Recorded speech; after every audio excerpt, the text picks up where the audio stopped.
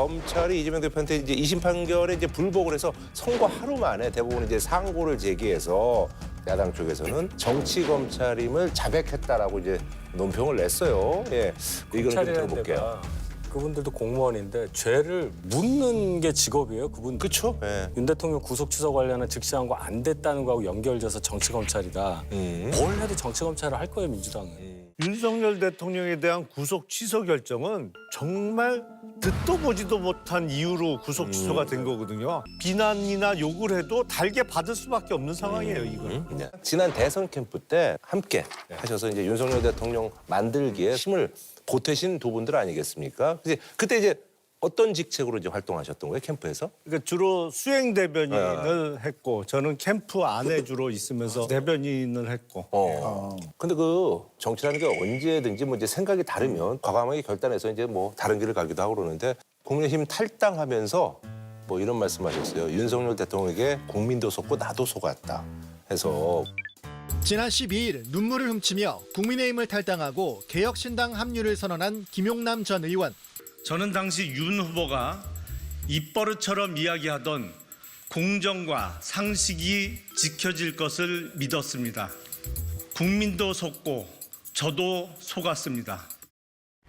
아니 사실은 조금 쌓여가고 있었던 게 있는데 처음에 제일 실망스러웠던 게 2022년 3월 대선에서 승리한 이후에 두 달 동안의 인수위 시절이 있잖아요. 네네네네. 근데 인수위를 마치는데 뭐가 가시적인 어떤 국정 운영의 비전이라든지 이렇게 제시되는 게 없는 거예요. 그래서 왜 이러지? 불안하다. 그러면서 이제 인사나 이런 걸 통해서 생각했던 거하고 너무 다르다라는 생각을 갖게 됐는데 결정적인 원인은 국민의힘 전당대회가 있었어요. 네네네네. 여러 후보가 출마를 했는데 너무 노골적으로 전당대회에 개입하는 거 보고 아하. 윤석열! 윤석열! 윤석열! 윤석열!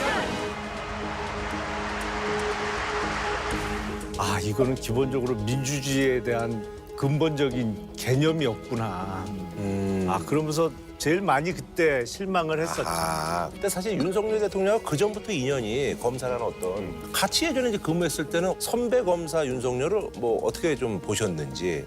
윤석열 대통령하고 저하고는 사법연수원 기수로는 1년 차예요. 그러니까 연수원 때부터 봤죠. 그럼 뭐. 예. 네. 그 이후에 검사로 같은 청에 근무한 적도 있는데 그때 검사 윤석열은 한 번 보면 잊어먹기 어려운. 왜냐하면 일단 외형부터 눈에 많이 띄고 거침이 없어요. 말하는 거나 같이 점심을 먹거나 이렇게 자리를 하다 보면 거의 대화의 점유율이 한 95% 정도. 그때부터 5%요? 그래서 한 번 이렇게 만나면 다른 사람 어느 누구도 잊어버리기가 상당히 힘든 그런 캐릭터. 예, 그리고 뭐 그때는 뭐랄까요, 거침없이 수사도 하고 실적도 그래서 많이 내고 그랬었죠. 근데 그때 권성동 지금 원내대표도 같이 근무하셨잖아요. 그때 광주지검에서 그때는 권성동 부장이었고 윤석열 검사하고 저는 평검사였고. 그래요. 그러니까 권성동 의원은 그렇게 해갖고 친윤으로 아주 이렇게 가깝게 지내시고 좋은 자리도 가시는데 그때 혹시 뭐 잘못 보이신 건 아닌가요? 그때는 비슷비슷했죠. 물론 1년 차이는 나지만 물론 연배나 이런 건 많이 형님이지만 검사 경력으로는 뭐 1년 차인데요. 어떻게든지 좀 얘기 끌어내려고 했는데 잘 안 되네. 그래요. 예. 사실 근데 농담처럼 했던 말 때문에 그때 굉장히 고통을 받으셨어요. 그 어떤 거요? 왕자 쓰고 나왔을 때. 예. 그래서 사실 농담으로 손끝 중심으로 찢었겠죠라고 얘기를 하셨는데 저는 농담처럼 그냥 그렇게 알아들었거든요. 방어하기 어려우니까. 근데 그걸 마치 진지하게 한 것처럼 언론에 이렇게 회자가 되는 바람에 굉장히 고통을 받으셨어요. 손바닥에 왕 써가지고 나와가지고 뭐 그 변명을 이래 하고 저래 하다가 하니까 거짓말을 크게 해가 되냐. 대선 토론회를 이거 시화화시키고 저질화시키고. 얘기는 제가 해야 돼요. 제가 수행 대변이잖아요. 네네네. 공항에서 어디로 가야 되는데 제가 혼이 났어요. 저는 그 얘기를 한 사람이 아닌데 근데 손가락만 씻었다 뭐 이 얘기였거든요. 아니 손가락 위주로. 이렇게 손가락 위. 혼난 사람은 거기에 안 계셨기 때문에 윤석열 대통령 후보가 당시 후보가 굉장히 혼냈다는 그 거예요? 부분에 대해서 이게 이상하게 번지니까 거기에 대해서 이제 그 질책은 제가 다 받았고.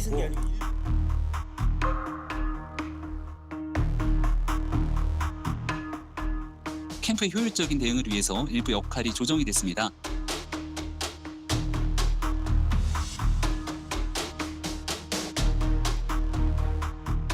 씻은 게 아니고 일부러 보여주려고 남겨둔 건데. 지우려고 했어요. 근데 이게 잘 안 지워졌어요. 이게 사실이에요, 사실은. 쓰긴 썼네. 썼네. 이게 나왔잖아요. 사실은 그 얼마나 한심해요. 제 속마음은 경멸 내지 조소의 의미가 컸던 거예요, 사실은. 사실 이제 많은 분들이 지금 헌재를 바라보고 있습니다. 탄핵 심판 선고가 역대 최장 심리를 이어가면서 지연되고 있는데요. 윤석열 대통령 탄핵 심판 사건의 선고일이 마침내 잡혔습니다. 4월 4일 오전 11시입니다. 지난해 12월 14일 국회에서 윤 대통령의 탄핵 소추안이 통과된 지 111일 만입니다. 여러 가지 이유들이 뭐 지금 추측되고 있다. 그래서 뭐 한 명과 한 명이 뭐 세게 붙었다부터 해가지고 뭐 엄청난 얘기들이 나오고 있는데 문재인 전 대통령이 임명한 문영배 헌법재판소장 대행과 이미선 재판관이 다음 달 18일에 퇴임을 합니다. 한덕수 대통령 권한대행은 아직 마은혁 헌법재판관 후보자를 임명하지 않고 있습니다. 헌법재판소가 어떤 결정을 내릴지가 가장 큰 관심인데 하지만 평의와 평결 내용은 철저히 보안이 유지되기 때문에 어떤 결과가 나올지는 선고를 지켜봐야 알 수가 있습니다. 마지막으로 한번 믿어보려고 우리 김 의원. 또 틀렸다고 정확하게 따라가고. 예, 어떠세요? 저는 소위 뭐 찌라시건 아니면 받은 문자건 다 근거가 없다고 생각합니다. 왜냐하면 헌법재판관 본인한테 들었다는 사람을 한 명도 못 봤어요. 국회의원들도. 지금 헌법재판관들이 아무리 개인적인 교분이 있다 할지라도 상황을 전혀 공개하지 않은 것 같고 헌법재판소에 근무하는 사람들을 통해서 이런저런 정보가 나오는 것 같은데 그분들도 다 모르는 것 같아요. 탄핵 심판 언제 끝날 것 같습니까? 그 시기에 대해서는 제가 지금 말씀드릴 수 있는 그 위치에 있지는 않습니다. 지금 수차례 평의가 열리고 있고 평의를 열다가 결론을 내기 위해서 하는 평결에 대한 시점도 아직 지금 정확히 그러면은 밝히기는 어려운 상황인가요? 평의 아시겠지만은 의원님께서도 잘 아시다시피 평의 내용에 대해서는 저희도 알 수가 없습니다. 재판부에서 어떻게 결정을 했냐고요, 선고 기일을. 구체적인 과정은 제가 알고 있지 못합니다. 전혀 모르십니까? 예. 시중에 나와 있는 내용들은 다 저는 믿을 수 없다라고 생각하고 누군가는 대통령 사건인데 인용할 때 인용하더라도 대통령이 주장하는 내용들은 상세하게 우리가 논의를 하고 검토해야 되는 거 아니냐 이런 주장을 하시는 분들이 있지 않을까 싶어요. 그러면 만약 한두 분이 그런 주장을 할 때 다수의 분들은 그래 중요한 건 인용이니까 대통령 측에서도 문제 제기 안 하게 최대한 성의를 다해서 논의를 했다라는 걸 보여주기 위한 정도 아닐까. 근데 이제 4월 됐잖아요. 우리가 3월 7일부터 매주 3월에 4번 있는 금요일마다 7일이다, 14일이다, 20일이다, 28일이다 다 지나갔어요. 네, 맞습니다. 아무리 봐도 헌재 내부에서 뭔가 사고에 가까운 일이 벌어지고 있다고 볼 수밖에 없다고 봅니다. 사고라는 게 이제 어쨌든 의견 일치가 안 되고 뭐 이제 의견 일치도 안 되고 소위 데드락이라고 하는 8명 체제에서 나타날 수밖에 없는 가장 최악의 경우 5대 3.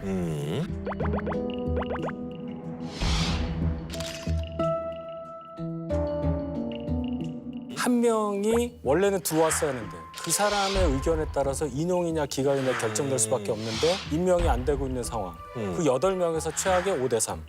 이거 아니냐라는 의견이 많은 거죠. 이것도 모르는 얘기입니다, 사실은. 근데 네. 사실은 지금 마은혁 후보자에 대해서 임명을 안 하고 있는 상태가 이 상태가 지금은 위법이거든요. 그래서 한덕수 대행이 이전에 이렇게 기각돼서 돌아올 때 시간이 너무 짧았다 이런 얘기들이 있었단 말이에요. 생각할 시간이 있어야 된다. 근데 최상목 대행 때 권한쟁의 심판으로 이거 위헌 위법하다라는 얘기를 8대 0으로 했잖아요.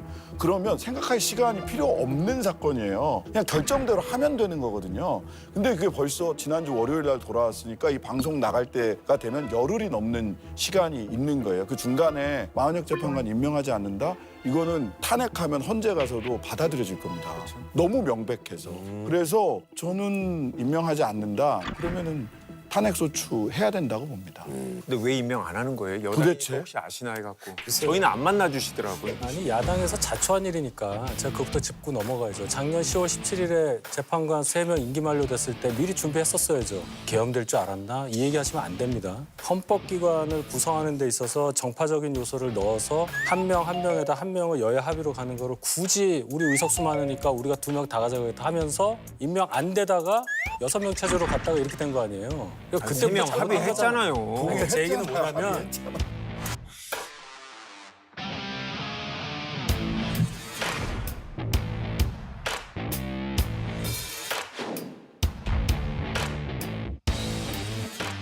그러니까 이렇게 정치 논리로 막 여기만 얘기하시는데 그 앞전에 민주당과 야권에서 얼마나 부당한 요구를 했었던가 그 후과가 여기 나오는 거고 분명히 야당에도 책임이 있다는 것을 국민들께서 아셔야 한다고. 그거는 자 만약 그 얘기를 100% 받아들인다고 하더라도 그것은 정치적으로 비판받을 수는 있지만 이거는 위헌적인 거예요. 위헌과 정치적 비판을 섞어서 얘기하시면 안 되고요. 예, 비판하세요. 하지만 지금 한덕수, 최상목 두 분이 한 거는 위헌적인 상황을 그대로 뭉개고 있는 거예요. 근데 4월 18일 탄핵돼도 변명의 여지가 없어요, 지금. 아니 근데 그 과정에서 뭐 여당도 마찬가지인데 야당도 마찬가지고 제발 장외에서 이상한 행위 안 했으면 좋겠어요.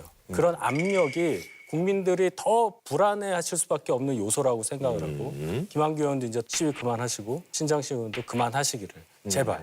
저는 그거 부탁드려요. 국민의힘부터 어떻게 좀 정리하고 오세요. 현재 앞에 가봐요. 현재 지도부는 앞에 안 하잖아. 힘들어. 아, 우리 초선, 재선 이 해봤자 나경원, 김기현 두 분이 하면 10선이에요. 뭐 그런 분들이 하고 있는데. 그러니까 내가 그 얘기 하려고 그랬는데 지도부 못지않은 중진 정치인들이 그 앞에 가서 이러고 있잖아요. 저한테. 근데 오래된 법원이지만 지연된 정의는 정의가 아닙니다. 오늘 제가 머리를 깎으러 갔는데요. 머리 깎아주시는 선생님이 파면이 안 되고 계속 늘어지면 자기 세일 행사를 해야 되겠다는 거예요. 그다음에 다음 주에라도 파면이 되면 지금 값을 그대로 받고 그래서 아 이분이 탄핵을 반대하시는 분인가? 라고 했더니 그게 아니에요. 세일이라도 하지 않으면 장사를 못 하겠다라는 거예요. 너무 지금 길어지면서 국민들의 애간장 녹아나고 국민들이 진짜 잠을 제대로 못 자고 어린이집 다니는 애들 있는 데서는 기각된다라고 생각을 하면 아이들 데리고 이런 나라에서 못 살겠다 이렇게 얘기를 해요. 너무 불확실하고 불안하다는 거예요. 한편 이미 재판관들은 판결을 통해 결과를 정한 걸로 파악됐습니다. 윤 대통령의 탄핵 심판은 생중계됩니다. 추천 신청을 하려는 사람들이 오늘 몰리면서 헌법재판소 홈페이지가 마비되기도 했습니다. 국민의힘 당내에선 탄핵이 기각 또는 각하되는 게 당연하다는 반응이 많습니다. 더불어민주당은 선고 결과는 파면이어야 한다고 강조했습니다.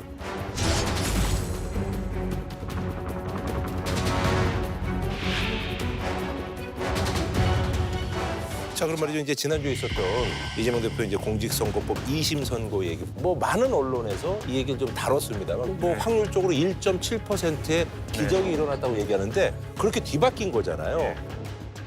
뭐 그건 좀 솔직히 여쭙니다. 당연히 예측한 대로 됐다. 아니 근데 이제 사실 이렇게 말씀드리고 일반적으로는 1심에서 유죄 났다 항소심에서 무죄가 되는 일이 드물죠. 네네. 그런데 그건 정상적인 너무나 명확한 범죄를 저질렀을 경우에 뭐 폭행이든 살인이든 강도든 이런 사건들이 많으니까 그렇고 이런 정치적인 사건들은 무죄가 선고되는 경우들이 많죠. 이 사건은 뭐 크게 두 가지 의미가 있을 것 같은데 첫 번째는 아무래도 정치적으로 이재명 대표가 대선에 출마할 수 있냐 이 논란이 사실상 종지부를 찍었다라고 생각이 되고 두 번째는 검찰이 정말 뭐 정치적으로 되지도 않는 사건들을 기소했구나라고 국민들이 생각할 여지가 있다. 검찰이 정치적인 성향을 노골적으로 띠는구나라고 국민들이 인식할 계기가 될 것 같고요.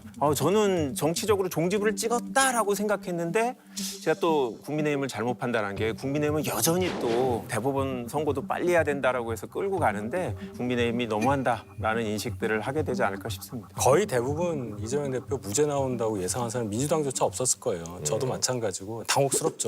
저희가 공격 포인트를 그걸로 많이 잡았는데 그래도 이제 파기 자판이라는 그 얘기를 하더라고요. 예, 그런 거를 또 걸면서 대법원 가서 파기 자판. 파기 완성하지 말고 그냥 거기서 딱 파기 자판. 유죄 취지로 해라. 그런 주장도 정치적으로 하고 있는 상황이죠. 정치적으로. 정치적으로.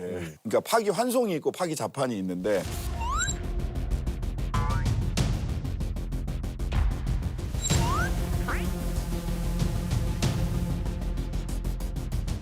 파기 자판은 이런 거죠. 그러니까 법률에 따르면은 대법원이 항소심 판결을 뒤집는데 굳이 새롭게 다시 돌려보내지 않아도 소송 기록이랑 증거가 충분히 있어서 내가 여기서 스스로 판단해도 결정할 수 있다.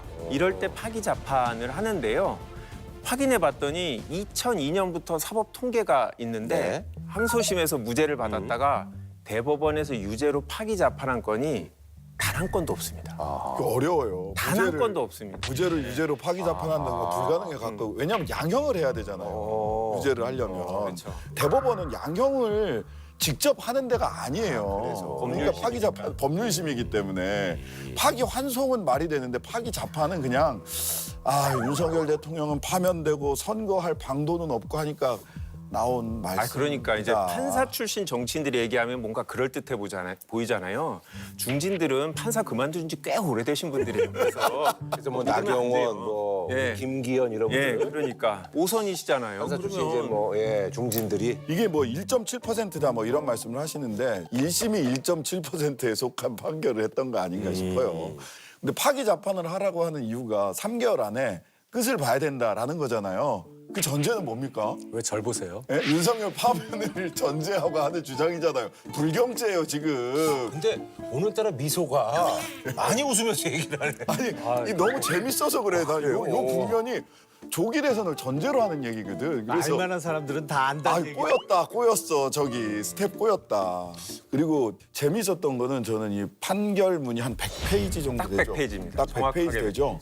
정말 꼼꼼해서 이거 아무리 파기 자판은 물론 파기 환송도 쉽지 않겠더라고요. 좀 빨리 하자고. 사실상 소위 사법 리스크는 조기 대선 관련해서는 뭐 어차피 빨리 보면 되죠. 위증교사 관련해서 2심 선고는 언제 나온 거예요? 뭐 아직 변론도 제대로 진행되지 않았기 때문에 이제 시작이에요. 항소심이. 그러니까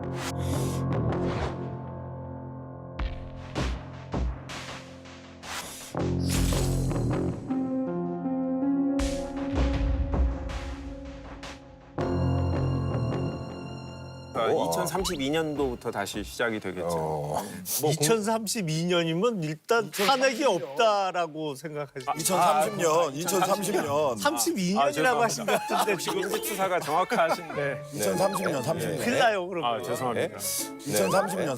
큰일 나요 그럼. 죄송합니다. 그저 시계가 너무 반짝인다고. 보니까 이렇게 보면 또 무죄가 되나? 밥을 안 사요. 예? 근데 나이가 더 많지 않으세요? 훨씬 많죠. 그걸 잘 모르고 하는. 민주투사가 시계가 너무 반짝이네. 뭐 물론 민주투사도 시계 좋은 거 차야 됩니다만 뭐 어쨌든 의미 있는 시계라고 저는 보고 있고. 그런 예물이에요. 그렇죠. 그거는 어쩔 수 없는 거예요.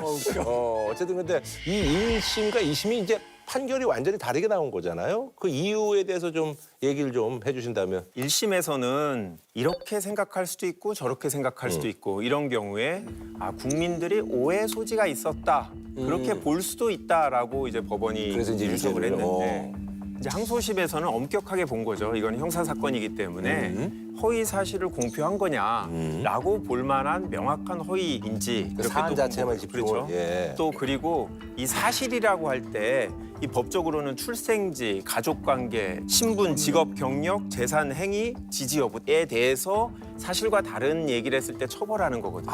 공소법에서. 딱 정해져 있습니다. 내가 그런데 학교를 뭐 속이고 이런 것들. 근데 이제 문제된 가장 기본적인 건 이재명 대표가 그 김문기 차장이라는 사람을 같이 출장 갔을 수도 있는데 너무 직원이 많으니까 기억하지 못한다라고 얘기를 한 거죠. 그러면 인식의 문제니까 이건 처벌할 수 없다. 그리고 또 허위도 아니다. 그렇게 해서 이제 무죄를 선고했는데 제가 봤을 때 이 사건은 상당히 무리한 선례가 없었던 사실 여기 계신 분들 1심 때 다 무죄 예상을 했었을 거예요. 그랬다가 다 뒤집힌 거잖아요. 왜요? 그 위증교사는 유죄고 공직선거법은 무죄라고 다 이렇게 해석하셨잖아요. 그런 적 없어요. 그래서 저희는 상식적인 법에 따른 판결이다 이렇게 보고 있습니다. 1심도 형을 듣고 제가 깜짝 놀랐어요, 사실은. 너무 세지. 집행유예 형이 나올 거라고는 생각도 안 했어요. 뭐 많아야 한 벌금 150, 뭐 200, 그 정도. 그런데 이렇게 세다고? 이게 허위사실 공표인데? 그런 생각이 좀 들었고 백현동 관련해서 이제 국토부로부터 협박을 받았다라는 게 이제 허위사실이라고 기소가 된 거고 협박을 받았다는 거는 그 보기에 따라서는 사실에 대한 발언이라고 볼 수 있는데 이걸 또 어떤 과장된 표현 또 어떤 본인의 의견을 전달한 거라고 보니까 법원의 권능이라는 측면이 상당히 넓게 인정되는 거 아닌가? 그런 예시로 들 수 있는 판결이 되지 않을까 싶어요. 백현동 관련해서 이제 협박 얘기하셨는데 그럼 이재명 대표가 뭘로 성남시장 때 협박을 느꼈느냐? 공문이 3개가 와요. 딱 3번 보냈어요. 네네네. 거기 보면 적의 판단하라고 그랬어요. 성남시가 적절하고 마땅하게 맞게 알아서 하세요. 네네네. 근데 그걸 이제 협박으로 받았다고 하면서 자료까지 준비해서 이렇게 한 거 아니에요, 국회에서? 자, 그거를 넓게 해서 의사표시라고 한다면 예를 들어 민주당의 최민희 의원 같은 경우는 18년도에 그 선거법에 걸렸거든요. 걸린 이유가 경기도지사한테 뭐를 약속받았다. 약속받았다는 말에서 그게 허위사실로 걸려요. 그러면 예를 들어서 내가 경기도지사를 만났는데 내가 무슨 이렇게 해주세요 했더니 아, 예 하면서 끄떡끄떡하고 악수도 하고 손도 잡아 나는 그걸 약속받았다고 느꼈다고 할 경우에는 어떻게 제재할 거냐. 그 형사법에서 처벌하는 건 행위, 그다음에 허위사실 공표 같은 경우는 사실이냐 아니냐 의견은 그 처벌하지 않잖아요. 고 김문기 차장을 알았냐 몰랐냐는 행위가 아니라 인지의 영역이란 말이죠. 그래서 그 부분을 저도 이렇게 계속 비판을 했어요. 이게 기소할 수 있는 거야? 아, 인지 부분인데. 예, 예. 그랬더니 그 국립 끝에 나온 게 그러니까 교유 행위라고 바뀌었어요. 알고 지낸 것도 행위다. 알았냐 몰랐냐도 행위다라는 기상천외한. 저도 처음 들어봤어요. 처음 들어봤죠.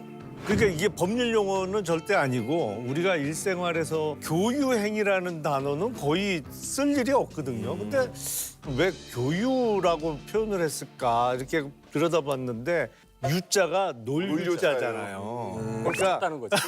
그 얘기를 하고 싶었는데. 그러니까 뭐 골프도 치고 뭐 밥도 먹고 사우나도 가고 뭐 거의 그 분위기야. 남천동에서 만났어? 아니 그러니까 윤석열 대통령이 혹시 파면이 돼서 조기 대선하게 되면 윤석열 대통령에 대한 공직선거법 수사도 지금 할 수 있는 거잖아요. 이제는. 공소시효가 공소시효가 4개월 뭘 봐야 되냐면 우리 정부는 10원 한 장 발언, 그다음에 김건희 여사는 구약 성경을 다 외운다. 뭐 이런 거. 그 도이치모터스 주식을 샀다가 손해만 보고 팔았다 뭐 이런 아, 그런 것들. 네, 그런 것들이 선거 과정에서 허위 사실이라고 이제 주장되는 것들이 나와 있는데 검찰이 그렇게 적극적으로 하는지도 봐야죠 저희가. 자, 어쨌든 검찰이 이재명 대표한테 이제 2심 판결에 이제 불복을 해서 선거 하루 만에 대법원이 이제 상고를 제기해서 야당 쪽에서는 정치 검찰임을 자백했다라고 이제 논평을 냈어요. 예, 이걸 좀 들어볼게요. 그분들도 공무원인데 죄를 묻는 게 직업이에요, 그분들. 그렇죠. 예. 그러니까 1심 유죄였는데 2심 무죄가 나왔으면 우리가 잘못했네 그러고 상고를 포기합니까? 그거는 직무유기가 될 거야. 당연히 그거는 대법원에 상고하는 게 맞다. 근데 그것을 윤 대통령 구속 취소 관련한 즉시항고 안 됐다는 거하고 연결져서 정치검찰이다. 뭘 해도 정치검찰을 할 거예요, 민주당은. 그때 즉시항고는 그것과 이거를 직접적으로 연결하는 것은 굉장히 과하죠. 아니 근데 그게 당연히 연결이 돼야죠.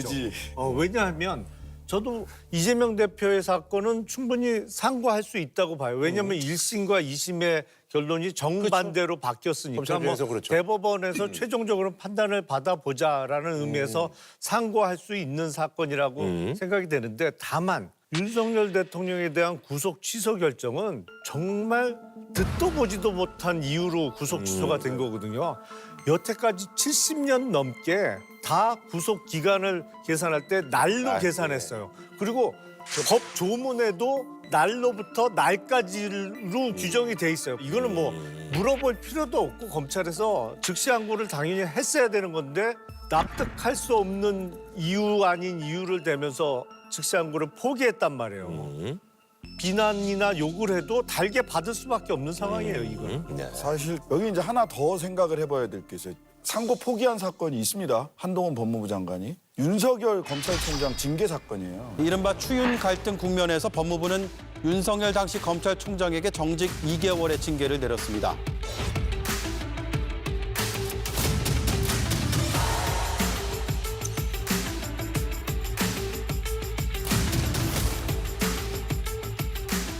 행정법원이 오늘 정직 2개월 징계가 적법했다고 판결했습니다. 1심에서 정직 2개월 맞다. 심지어는 이건 정직 사유가 아니라 거의 해고 사유에 가깝다. 윤석열 총장이 그때 했던 것들은. 근데 이제 1심에서 그런 판결을 받고 한동훈 법무부 장관이 들어왔어.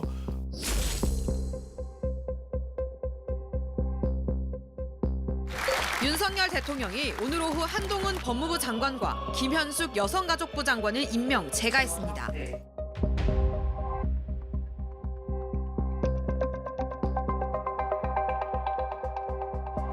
1심 때 이겼던 변호사들 다 해고하고 그래서 패소할 결심이다라고 얘기를 했단 말이에요.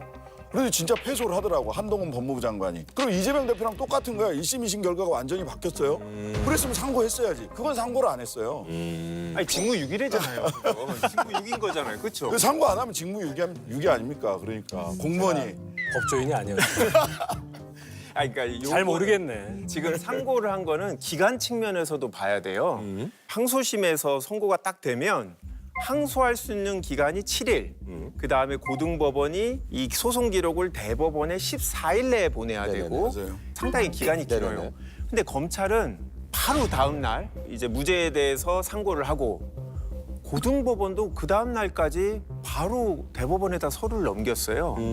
급속으로 지금 처리를 하고 있고 그 다음에는 상고 이유서를 20일 내에 낼 수 있는 건데 검찰은 아마 그것도 밤새 갖고 하루 이틀 내에 낼 가능성이 있어요. 그 얘기는 여당 주장을 거의 수행해주는 따라주는 그런 역할을 하고 있기 때문에 저희는 이게 노골적으로 선거에 개입하고 있다. 고등법원도 바로 줬잖아요. 그 이유는 생각 안 해보셨어요? 가깝거든요. 고등법원, 대법원. 그래서 사실은 원래 14일까지 다 가깝지? 아니 일반적인 이제 상고 시의 절차는 지금 말씀하신 게 맞는데 이게 공직선거법 사건은 특칙이 있어요. 특칙이 있어요. 그러니까 법원이 서류를 빨리 보내는 건 맞아요. 그 특칙에 따라서 그렇게 한 거고 검찰이 문제다라는 거죠. 어쨌든 3인 대등재판부에서 한 거잖아요. 그 합의해서 이제 이 무죄가 나왔다 이제 보는 건데 그 제가 들은 거는 그 3인 중에 한 재판관은 좀 다른 생각을 가졌던 것 같다. 뭐 보자고요. 그러니까 빨리 나오면 좋잖아요. 결과가 어떻게 돼요. 아니 그래서 이제 이 대표 이제 무죄 판결을 나면서 검찰 개혁의 명분을 얻었다라는 그런. 이제 검찰도 자신들의 행위를 좀 되돌아보고 더 이상 이런 공력 낭비하지 않기를 바랍니다. 검찰 개혁에 대한 어떤 당내 분위기가 이번 판결을 계기로 조금 이렇게 스물스물 또 많이 올라오는 분위기인가요? 어때요? 아무래도 윤석열 대통령 구속 취소에 대해서 검찰이 즉시 항고를 안 한 부분은 국민들이 볼 때도 이상하다. 그렇기 때문에 공감대를 많이 가졌을 텐데 거기다 더해서 이재명 대표권에 대해서 공직선거법 위반으로 무죄가 선고되니 국민들이 볼 때 죄가 되는지 명확하지도 않은데 기소를 하는 게 적절한가? 이거 정치권의 입김이 작용하는 거 아닌가라는 공감대가 저희는 커졌다라고 보죠. 다만 사실은 검찰 개혁이 되게 어려워요. 왜냐하면 윤석열 검찰총장이 당시 자기가 검찰 개혁하겠다라고 약속하고 검찰총장이 된 거거든요. 그리고 나서 안 하잖아요. 그만큼 이렇게 권력이 강한 데라 스스로한테 맡겨서는 하기가 어려운 데죠. 그렇기 때문에 구체적으로 어떤 방향으로 가야 되는지는 다음 정권의 과제다라고 생각하고 있습니다. 네. 검찰 개혁 문재인 정권 5년 내내 엄청나게 했잖아요. 그래서 나온 게 공수처라는 게 생겼고 또 검수 완박을 통해서 검경 수사권 조정도 있었고 또 그 결과가 지금 나오고 있잖아요. 공수처가 왜 있어야 되지 하는 물음이 국민들로부터 많이 오고 그것까지 생각을 해보면 방향을 무조건 검찰을 견제하려고만 하는 그런 방향은 틀렸다. 틀렸다는 걸 자인하시고 다른 방법을 찾아야지 검찰은 악마고 검찰은 정치적으로 너무나 휘둘리는 데이기 때문에 이걸 개혁해야 한다. 제대로 생각 안 하고 또 이렇게 밀어붙이기만 한다면 글쎄요. 똑같은 결과가 나오겠죠. 저는 뭐 검찰이 정치적으로 휘둘리는 게 아니라 검찰이 스스로 정치를 한다고 생각을 합니다. 저는 책임질 사람들 책임지게 하는 거 굉장히 중요하다고 생각을 하는데요. 특히 이번에 소위 내란 목적 계엄 사태에서 왜 검찰에 대한 수사는 비어있지? 경찰에 대한 수사는 엄청나게 하고 있거든요. 국가수사본부장도 입건되고 거기 압수수색 2번이나 당했어요. 근데 왜 비하폰 서버는 검찰에서는 그 압수수색을 왜 이렇게 그렇게 막고 있지? 국민들이 다 궁금해요. 검찰의 내란이 묻어 있는 거 아니냐 이 궁금증에 대해서 반드시 저는 수사해야 된다고 생각을 하고요. 사실은 그거 하라고 만든 게 공수처인데 저는 왜 지금 공수처가 그 수사 안 하는지 모르겠어요. 저도. 검찰 수뇌부에 대한 수사를 왜 공수처에서 안 하고 있는지 이해가 안 돼요. 검사 숫자가 너무 적다고 하는데 저도 그 부분은 아쉬워요. 아쉽고 그다음에 해야 된다고 생각합니다. 공수처가 그 반드시 해야 된다고 생각하고요. 저는 최근에 검찰이 보여준 그 행태는 비난받아 마땅해요. 그러니까 그 전에도 집권 세력에게는 조금 유화적인 모습을 네네네. 보이고 반대편에 있는 사람들한테는 강한 모습을 보였던 것은 사실입니다만 그래도 티가 덜 나게 했어요. 이렇게 티나게 노골적으로 한 적은 없었던 것 같아요. 근데 지난 정부에서 있었던 이른바 검찰 개혁 내지는 뭐 형사법 개정을 통해서 지금 상태가 제가 보기엔 최악이에요. 왜냐하면 그전에는 검사가 수사의 주재자로 되어 있었거든요. 근데 검경 수사권 조정을 통해서 그게 아닌 거로 됐단 말이에요. 네네네. 근데 문제는 뭐냐면 최종적으로 책임질 사람이 없어졌어요. 그러니까 형사 사건이 지금 경찰과 검찰 사이에 서로 핑퐁을 쳐요, 사건을. 그리고 몇 년이 가도 끝나지 않는 사건이 너무 많아졌어요. 네. 그로 인해서 그냥 힘없는 일반 국민들이 피해를 보고 있는 거죠. 그래서 최악이에요, 지금 시스템은. 그래서 그래요? 어차피 제도 변화는 피할 수 없어 보여요. 자, 그리고 이제 사실요. 이재명 대표가 대장동 의혹 관련해서 이제 민간업체들 재판에 증인으로 불출석했습니다. 그래서 이번에 더불어민주당 이재명 대표가 대장동 민간업자 재판 증인 신문에 또다시 응하지 않았습니다. 과태료 처분에도 4번째 출석하지 않은 건데요. 그래서 이제 이게 또다시 불출석하면 어떤 조치가 내려지는 건지 그리고 왜 불출석했는지 뭐 이런 것도 좀 궁금하네요. 일단 본인 재판만 해도 지금 몇 개를 하고 있는데 여전히 다 진행 중인 거고 그리고 이 사건도 검찰이 증인으로 신청한 거거든요. 근데 굳이 이재명 대표 본인을 꼭 그 자리에 불러야 되는지 이재명 대표 관련해서 대장동 사건이 있잖아요. 거기에 있는 진술 조서라든지 이런 것들을 기록으로 가져가서 봐도 되는데 검찰이 이거는 이재명 대표를 계속 이제 괴롭힌다라는 느낌이 강하게 들고요. 아니 형 국회의원이 저도 엄청 바빠요. 그날이 아마 이제 서해수 날 기념식에 가는 날이었던 것 같은데 또 거기 안 가면 또 거기 안 갔다고 또 난리 났을 거 아닙니까? 그래서 지금 검찰이 법정으로 불러서 법정 감금하시려는 것 같은데 이제 그만하시고 다른 사람하고 동일한 대우로 재판을 진행할 수 있도록 좀 그렇게 해줬으면 좋겠습니다. 이런 거액을 과태료로 부과받는 사람이 있습니까? 일반 국민 입장에서 어떻게 법원에서 오라는데 2번, 3번 안 가요? 그러니까 이거는 이재명 대표 바쁘다고 아까 국회의원이니까 바쁘다고 그러셨는데 그럼 내가 사업상 바쁘니까 나 안 나가. 나 그냥 돈으로 때울래. 이게 옳은 겁니까? 아니 그러면 그건 아니잖아요. 대통령이 혹시 만약에 이재명 대표가 된다면 그 이후에도 계속 이럴 거 아니에요. 일일이 공개를 하지 않지만 일주일에 몇 번씩 재판정에 나가면서 국회의원 생활을 하고 있거든요. 네. 그거 무죄가 다 선고되면 그 시간 다 돌려주실 거예요? 그렇지도 않잖아요. 아니 기소가 됐고 재판이 진행되는 걸 어떻게 하라는 거예요? 아니 그러니까 이게 다 이재명 대표를 표적으로 한 수사에서 관련자들 재판을 별도로 하는 것도 증인으로 다 부르고 이렇게 하는 게 정상적인 수준의 재판 진행이면 저희가 시간을 어떻게든 내서 가겠는데 제가 하여튼 이재명 대표를 만나게 되면 한 번은 가시죠 라고 제안을 해드리겠습니다. 그런 태도가 이재명 대표에게 도움이 안 된다는 거예요.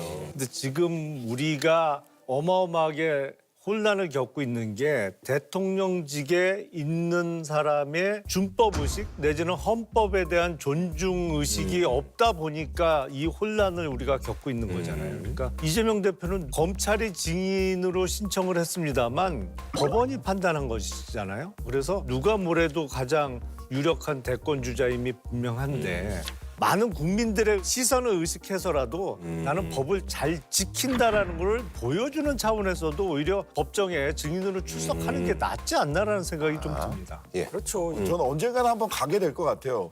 법원의 결정이기 때문에 끝까지 무시할 수는 없는데 사실은 날짜나 지금 시기상 가긴 굉장히 어려운 건 맞아요. 출석을 하거나 또는 뭐 서면 질의로 하는 경우도 있어요. 이거는 뭐 재판부의 판단입니다. 예. 이재명 대표가 불출석한 거를 유감이다라고 하는 전제하에서 이 얘기가 가야 돼요. 저 빼고 다른 분 다 못 가는데 못 갈 사정이 있는데 지금 이렇게만 말씀하시니까 제가 참 섭섭하네요.